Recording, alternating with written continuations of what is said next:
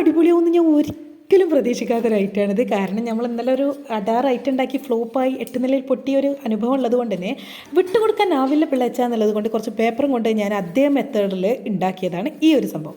പക്ഷേ ഇന്നെ നെട്ടിച്ച് കളഞ്ഞ് എനിക്ക് ഭയങ്കര സന്തോഷമായി. ഞാൻ ഉണ്ടാക്കിയതിൽ വെച്ച് ഏറ്റവും ബെസ്റ്റ് ഐറ്റം അത് തന്നെയാണ്. അപ്പം നമ്മൾക്ക് അത് എങ്ങനെ ഉണ്ടാക്കേണ്ടതെന്ന് ആർക്കെങ്കിലും ചെയ്യണമെന്ന് ആഗ്രഹം ഉണ്ടെന്നുണ്ടെങ്കിൽ ഇതുപോലെ ഒരു A4 പേപ്പർ എടുക്കുക. ഒരേ അളവിൽ ഒരു 8, 10, 19 പേപ്പറോളം ഇങ്ങനെ കട്ട് ചെയ്തെടുക്കുക.